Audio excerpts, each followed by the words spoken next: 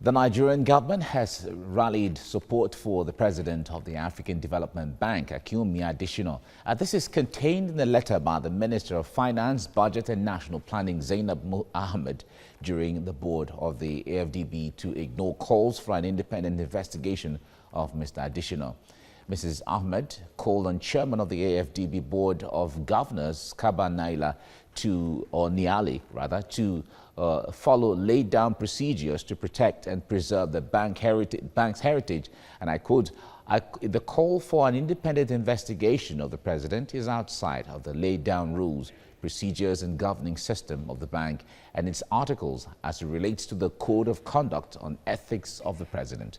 In a petition by a group of whistleblowers, Mr. Adesina was accused of 20 breaches of the bank's code of conduct, including unethical conduct, private gain, and impediment to efficiency, preferential treatment, and involvement in political activities. Mr. Adesina, in his response, maintained that he was innocent of all allegations of fraud leveled against him. He added that he believes a just, transparent, and fair process will prove his innocence. Joining me now via Skype from Brussels in Belgium is Policy Analyst Collins Nweke. Collins, it's good to have you join me this morning. Really nice to see you. Thank you. Thank you so much, Mike, for having me. Great. Dr.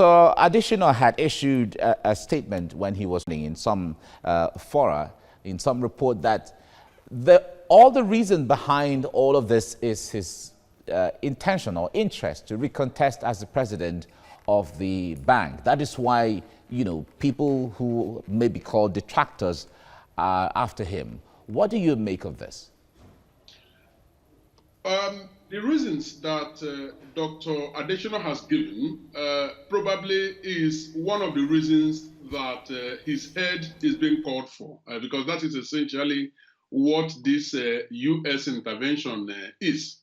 But it can also be a pretext by the United States government to actually pull out of the African Development Bank.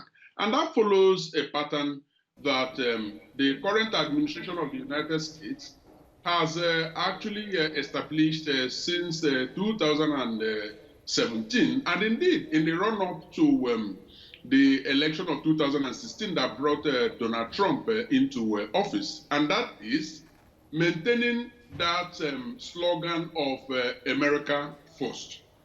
We have seen how much he has done in alienating traditional U.S. allies, pulling out of international agreements, and so on and so forth. So this might just be one of such isolationism that the United States has continued to pursue since Donald Trump came into office. And indeed, next to were the reasons that Dr. Adesina proffered.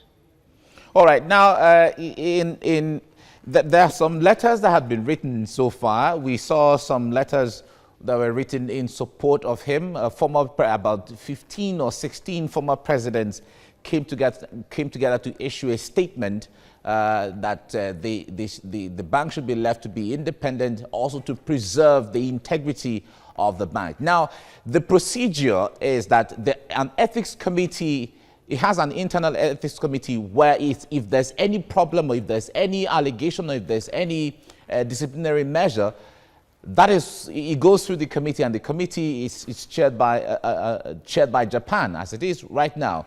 Now, the call by former presidents is that if an investigative panel is set by, as it is recommended by the U.S. Treasury Secretary, that it negates the standards of the bank. And this is what the U.S. already knows when it comes to the standards. Why would anyone recommend an investigative panel at this time when it doesn't have anything to do with the standards and benchmarks of reconciliation within the bank system?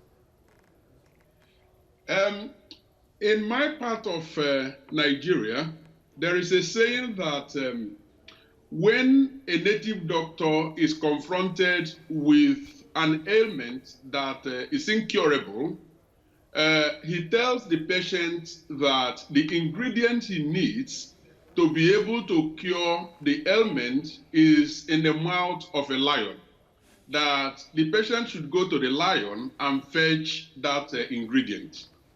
So I say this simply to make a further assertion that what the United States is doing under Donald Trump goes beyond the request that they have made in regards to an independent investigation. They do know, they are no idiots.